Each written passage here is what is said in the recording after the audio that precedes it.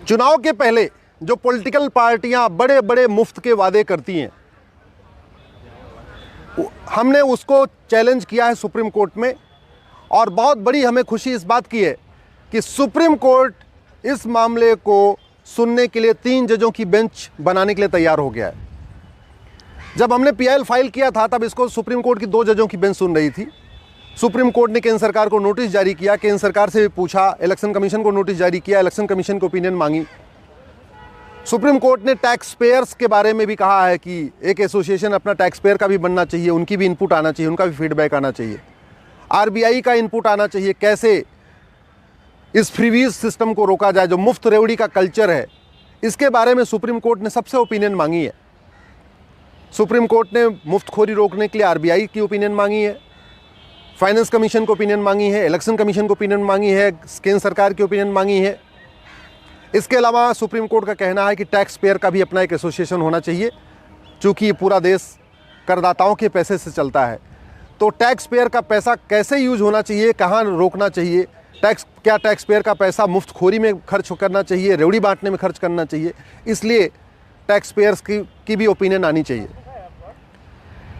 Question of law frame हो चुका है, मामला 3 जजों की बेंच को रेफर हो गया है, लेकिन 3 जजों की बेंच बनी नहीं थी। 3 जजों की बेंच को ये मामला पिछले साल अगस्त में ही चला गया था, लेकिन उसके बाद सुनवाई नहीं हो पाई थी, बेंच नहीं बनी। आज मैंने सुप्रीम कोर्ट चीफ जस्टिस साहब से रिक्वेस्ट किया है कि मामला बहुत ही महत्वपूर्ण है, कृपया आप 3 जजों की बेंच बनाइए। और चीफ जस्टिस ऑफ इंडिया ने बोला हम इस पर 3 जजों की बेंच बनाएंगे, इस पर सुनवाई करेंगे।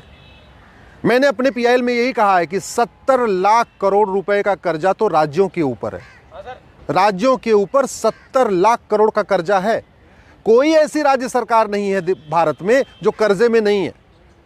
इवन सबसे ज़्यादा ढोल पीटने वाली दिल्ली की सरकार, केजरीवाल की सरकार, ये भी 55,000 करोड़ के कर्जे में है। 55,000 करोड़ का कर्जा तो दिल्ली के ऊपर है, 3 लाख करोड़ का कर्जा पंजाब के ऊपर है, बिहार के ऊपर भी 3 लाख करोड़ का कर्जा है, लगभग 3 लाख करोड़ का कर्जा केरल के ऊपर है, उत्तर प्रदेश में 6 लाख करोड़ का कर्जा है। तो भारत की ऐसी कोई सरकार नहीं है जिसके ऊपर 50,000 करोड़ या 1 लाख करोड़ या 2 लाख करोड़ 3 लाख करोड़ का कर्जा नहीं है। टोटल कर्जा 70 लाख करोड़ का हो गया है राज्यों के ऊपर। लगभग 80 लाख करोड़ का कर्जा केंद्र के ऊपर है। तो अगर पूरा देखें तो भारत इस समय 150 लाख करोड़ के कर्जे में है, 150 लाख करोड़ के कर्जे में। ये जितना डेवलपमेंट हो रहा है ये सब कुछ अपने पैसे से नहीं हो रहा है, उधारी ले लेके हो रहा है। राज्य सरकार केंद्र सरकार से उधारी लेती है, केंद्र सरकार वर्ल्ड बैंक से उधारी लेती है, केंद्र सरकार फला से उधारी लेती है, अलग अलग उधारी लेके काम चल रहा है। तो मैंने सुप्रीम कोर्ट से ही निवेदन किया कि अगर अपने पास पैसा ना हो, उधारी लिया जाए, तो उधारी लेके कभी हलवा पूड़ी नहीं खाते। उधारी करके तो सिंपल रोटी चावल दाल रोटी सब्जी खाया जाता है। लेकिन चुनाव जीतने के लिए पॉलिटिकल पार्टियां उधारी भी कर रही हैं, उधार लेती चली जा रही हैं, और लेते लेते लाखों करोड़ का 70 लाख करोड़ राज्यों के ऊपर कर्जा हो गया। इसके बावजूद जब भी कोई चुनाव आता है तब फिर से शुरू हो जाएगा, हम स्मार्टफोन देंगे, कोई कहता हम कलर टीवी देंगे, कोई कह रहा हम वॉशिंग मशीन देंगे, कोई कह रहा हम मंगलसूत्र देंगे, कोई कह रहा कुछ देंगे। फंडामेंटल राइट तो पूरा हो नहीं पा रहा है। कोई भी पॉलिटिकल पार्टी शुद्ध हवा देने का वादा नहीं करती, शुद्ध पानी देने का वादा नहीं करती, शुद्ध जो है अच्छी शिक्षा देने का वादा नहीं करती, अच्छा हॉस्पिटल का वादा नहीं करती, अच्छे स्कूल का वादा नहीं करती। वादा क्या करेंगे?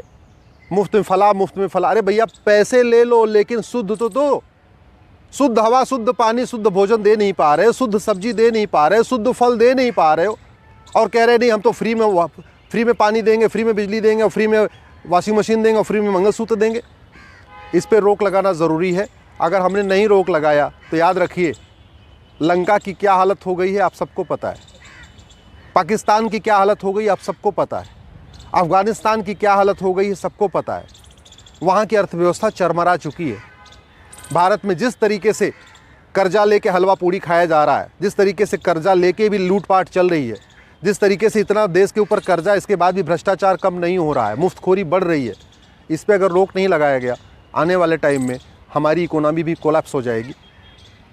आप सब भी इस पर आवाज़ उठाइए, मुफ्तखोरी के ऊपर आवाज़ उठाइए, मुफ्तखोरी के खिलाफ़ बोलिए, सोशल मीडिया में लिखिए, इस वीडियो को अधिक से अधिक शेयर करिए, लोगों को पता तो चले कि ये जो राज्य सरकारें मुफ्त का वादा करें उनके ऊपर कर्जा कितना है।